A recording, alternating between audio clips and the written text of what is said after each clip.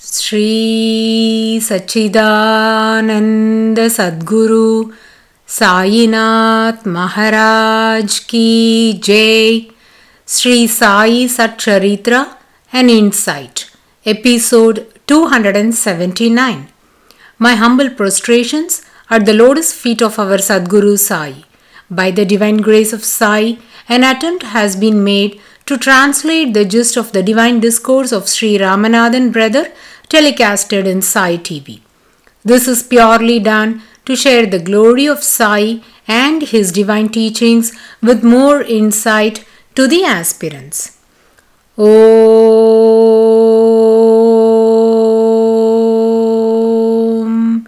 Gurur Brahma Gurur Vishnu Gurur Devo Maheshwaraha Guru Sakshat Parabrahmam Tasmai Shri Gurave Namaha.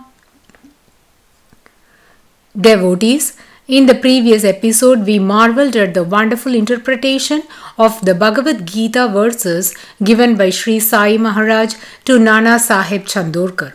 In connection with this, let us listen to a question raised by a devotee to Sri Ramakrishna Paramahamsa.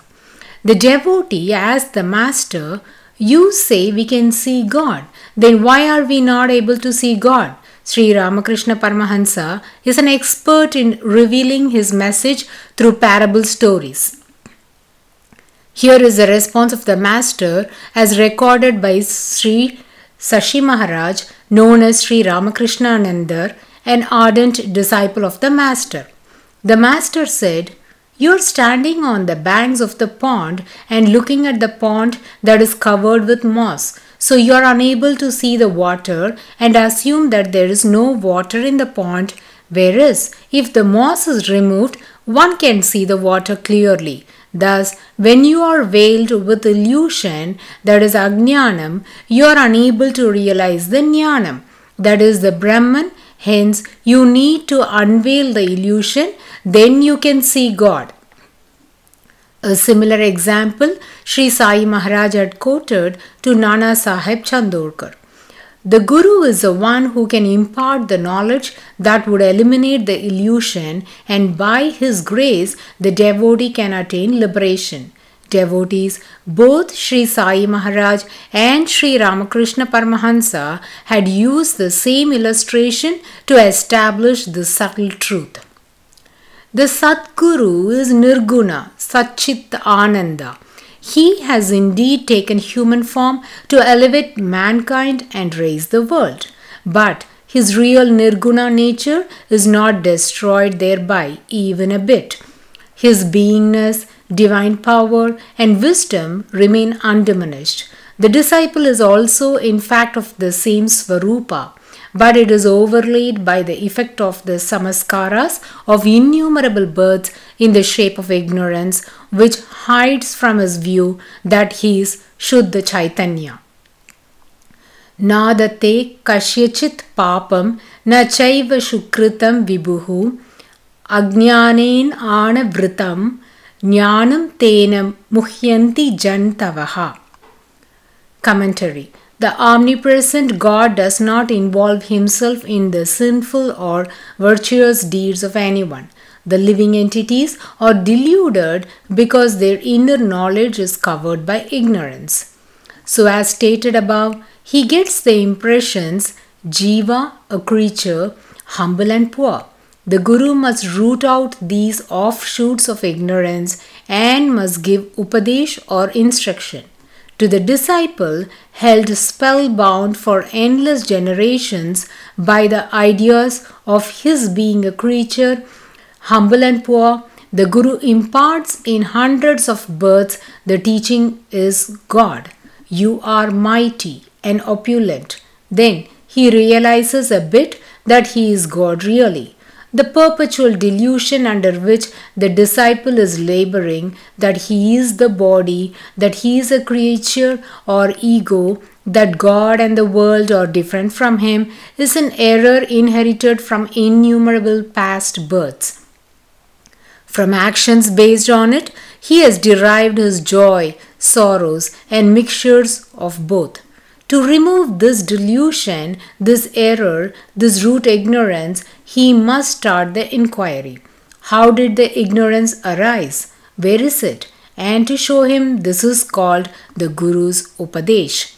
Sri Sai Baba gives some instances of Ajnana. I am a jiva, creature. Body is the soul. I am the body. God, world and jiva are different. I am not God. Not knowing that body is not the soul. Not knowing that God, world and jiva are one. Sri Sai Maharaj added, Pranipata implies surrender. Surrender must be of body, mind and wealth. Then regarding why should Krishna refer Arjuna to other jnanis, takes everything to be Vasudev. Reference Bhagavad Gita chapter 7 verse 19. Bahunam janmanam ante jnanavan mam prabhatyate Vasudevah sarvamiti samahatma sudurlabhaha. Commentary. At the end of many births, the wise man comes to me, realizing that all this is Vasudeva. Such a great soul is very hard to find. That is, any guru will be Krishna to the devotee, and guru takes disciple to be Vasudev, and Krishna treats both as his prana and atma. Reference Bhagavad Gita chapter 7 verse 18. Udaraha sarva evaite jnani tvatmaiva me matham ashtitah sahi yuktatma mam evanuttamam gatim. Commentary. Noble indeed are all these, but the wise man I deem as my very self, for steadfast in mind, he is established in me alone as the supreme goal. Commentary of Jnanadev on this. As Sri Krishna knows that there are such bhaktas and gurus, he refers Arjuna to them so that their greatness may increase and be known. Listening to this brainstorming interpretation of Sri Sai Maharaj on Bhagavad Gita versus Nana Sahib's pride of knowledge got shattered into pieces, and he became humbler, and with all gratitude and due respect he placed his head at the holy feet of Sri Sai Maharaj and prostrated. Devotees, Sri Sai Maharaj, being a Brahmanyani, an embodiment of wisdom, needs no formal training or learning to acquire knowledge of all these verses or its interpretations. He himself is the ocean of knowledge. He need not read any scripture to know its content. He is that enlightened one and has experienced the Brahma. The Brahmanyanis are omniscient and omnipotent. Let us listen to an instance connected to this from the life of Sri Jnanananda Giri Maharaj. He was known as the ageless sage, a Mahayogi and a great Jnana-siddha, also lovingly known as Kulaswamiyar. Before making Tapovanam as his abode, Jnanananda Giri Swamigal was an itinerant saint. Not many realized his divinity. During his strolling in the year 1921-22, he reached a place known as Kallakudi. Few, observing his effulgence, identified him to be a divine master with supernatural powers. When people questioned about his whereabouts, age, and other personal details, he, being a Brahmanyani, a mystic, or a Siddha Purusha, refrained from talking, never encouraged any queries related to his life, and just gave a smile. At that juncture, he had matted hair, so was known as Matted Hair Swamiji. Once, he was walking in the streets of the residential area of the Udayar community. At that moment, a person by name Amrita Udayar, a great scholar in various Tamil literatures and in Vedanta, was singing a verse from one of the Vedanta texts. The matted hair Swamiji, who just passed by that person, immediately said, "Oh, you have missed a line from this verse." Saying this, he continued walking. Immediately the Amrita Udayar tried to peek out to see who that was and found the matter-hair Swamiji walking. Amrita Udayar was stunned and wondered what does this Swamiji knew about these texts.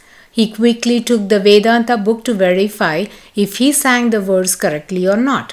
Amrita Udayar was spellbound because very casually the matter-hair Swamiyar pointed out his folly, and Amrita Udayar understood that to catch this mistake of his, the Swamiyar must have been proficient in these verses. By then, the Swamiyar went and sat under a Ganesha shrine established under the peepal tree at Kallakudi, and Amrita Udayar ran out in search of Swamiyar and found him seated near the temple. Quickly prostrated at the holy feet of the Swami and said, "Swami, this is a very rare and difficult Vedanta text. I have read it by heart. But today, while chanting, I didn't realize that I missed a line. But how did you catch my mistake?" Sri Jnanananda Giri Swamigal, being a great Brahmanyani, didn't care for the appreciation, but asked, "Yes, did you understand its meaning?"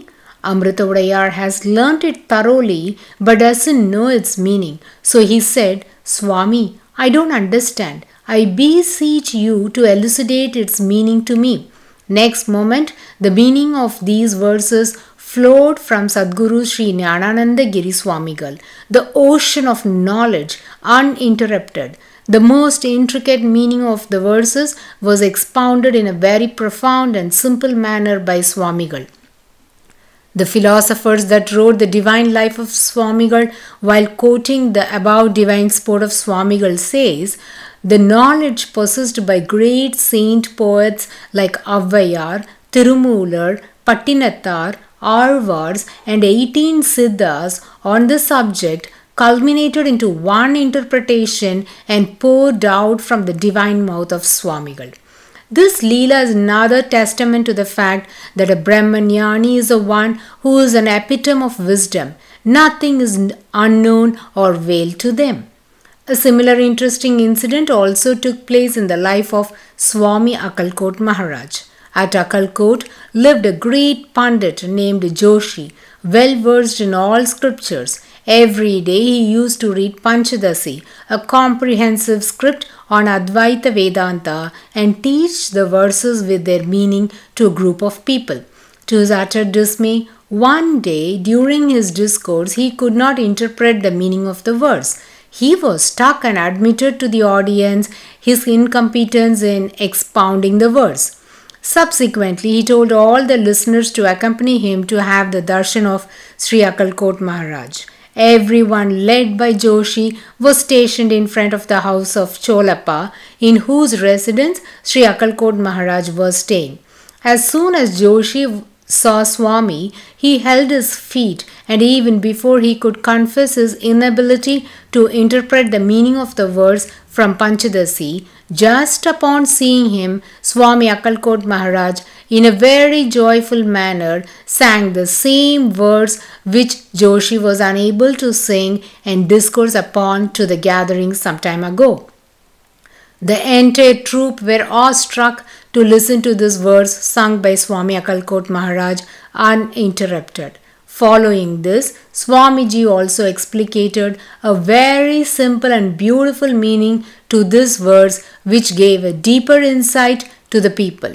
So, this Leela also proves that a Brahmanyani is a Sarvantaryami, competent to even grasp a thought of a person well before its inception. Then what to say about the knowledge of scriptures and texts? Pujya Sri Narasimha Swamiji has also glorified upon the interpretation of Sri Sai Maharaj on the Bhagavad Gita slokas in his Sri Sai Sahasranama, which we shall heed in the coming episode. Bodhu Sri Sai, peace be to all. Om